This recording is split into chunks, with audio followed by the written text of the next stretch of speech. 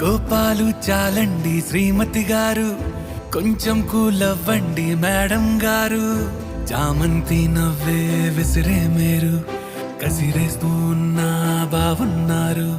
సరదాగా సాగే సమయంలో నా మరిచిపోతే బాధ కబురు, వద్దు అంటూ ఆపేదెవరు. కోపాలు చాలండి శ్రీమతి గారు, కొంచెం కూలవ్వండి మేడం గారు.